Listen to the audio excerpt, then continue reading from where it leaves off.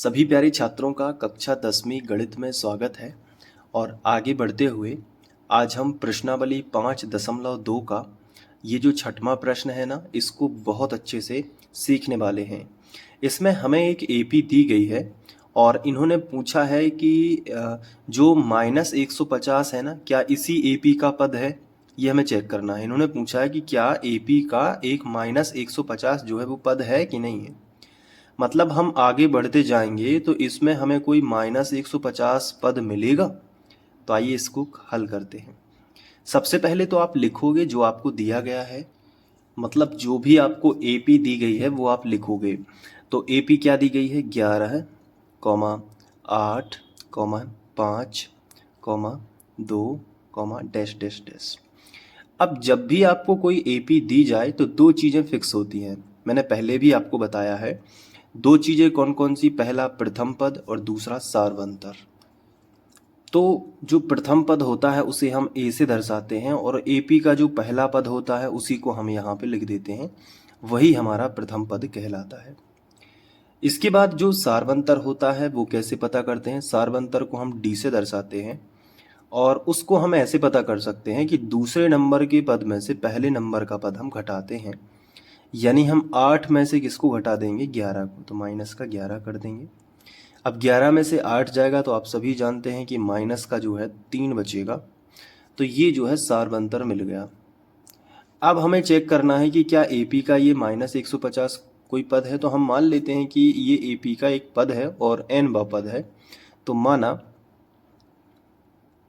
-150 AP का n पद है, पद है। तो जब हम ये चीज मानेंगे तो हम सीधा ये भी तो लिख सकते हैं कि जो an है, nवा पद है, वो कितना होना चाहिए? -150।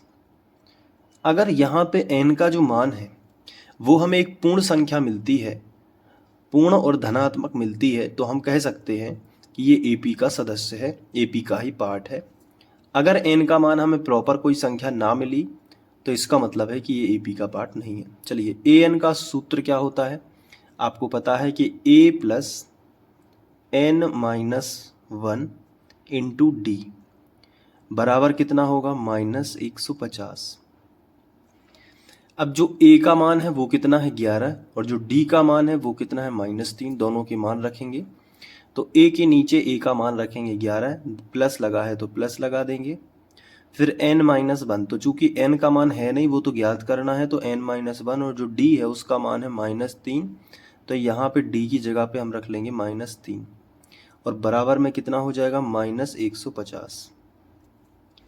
अब ये जो 11 है इसका इस तरफ पक्षांतर कर देंगे तो यहाँ पे हमें मिलेगा n-1 और यहाँ पे है -3 और बराबर हो जाएगा -150। अब जो 11 है ना, इसका पक्षांतर इस तरफ किया तो प्लस का 11 था, इस तरफ आया तो माइनस का 11 हो गया। तो n-1 और -3 इसको हम क्या कर लेते हैं? यहाँ पे जोड़ लेते हैं। माइनस माइनस का तो उत्तर ही माइनस में आएगा, क्योंकि माइनस माइनस की संख्या जुड़ेंगी तो माइनस ही आएगा। अब 0 और 1 तो एक ही आएगा, 5 और 1 6 आएगा और 1 ज्यों का त्यों, तो कितना आ गया? 161। अब हम क्या करेंगे? ये जो 3 है इसे नीचे ले आएंगे तो n-1 बराबर -161 बटे माइनस का 3 हो जाएगा। तो माइनस से माइनस क्या हो जाएगा? कैंसिल। तो 161 बटे 3। अब क्या 3 से कट रहा है? तो यहाँ पे हम देखें तो चेक करेंगे, 3 5 15 बचा 1 हो जाएंगे 11। 3 से नहीं कट रहा है तो ये जो 1 है इसका पक्षांतर इस तरफ करेंगे तो n बराबर हो जाएगा 161 बटे 3 और माइनस का 1 इस तरफ आएगा तो प्लस का 1 हो जाएगा। तो n बराबर, देखो एक संख्या बटे में है और दूसरी संख्या बटे में नहीं है, तो हम इनको कैसे सॉल्व करते हैं? मैंने आपको बताया है कि जो नीचे वाली संख्या होती है ना, उसका गुणा यहाँ पे करोगे तो हो जाएगा 161, 3 एकम 3। अब सबके बटे 3 आ जाएगा, यानी 3 उस संख्या से गुणा कर लेगा तो उसका बटे यहाँ तक आ सकता है और बटे 3। अब जो 3 है दोनों के बटे हो गया, 3 ने केवल 1 से गुणा किया है। अब क्या हो जाएगा? बहुत सिंपल है, 161 और 3 164। और बटे कितना हो जाएगा 3। अब 164 का हम भाग कर लेंगे 3 से, तो देखते हैं कितना आता है। 3 5 15 बचा 1, ये 4 जो है इसको नीचे लिख देंगे। 16 में से 15 गया तो 1 बचा, और ये जो 4 है इसको हमने नीचे लिखा। अब 3 का भाग करते हैं, तो 3 चौके 12। अब 14 में से 12 चले गए तो कितने बचे, 2 बचे, शेष फल बचा है। अब इसमें भाग नहीं जाता तो दशमलव आने वाला है, तो हम इसको ऐसे लिख सकते हैं, ये 54 जो है भागफल उसको पहले लिखा, इसके बाद जो शेषफल है उसको ऊपर लिखा, और जो भाजक था उसको नीचे लिखा। ये तरीका है मिश्र भिन्न बनाने का। तो n का मान इस तरीके से आ रहा है।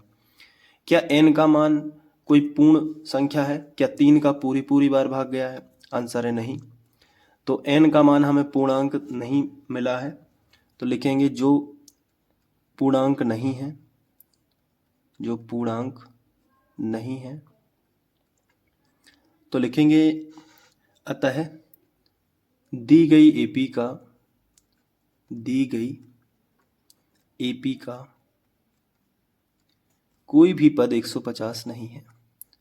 कोई भी पद क्या नहीं है बेटा? -150 नहीं है।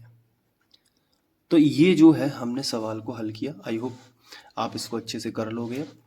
तो इसका स्क्रीनशॉट ले लो और वीडियो को पॉज करके भी आप नोट कर सकते हो।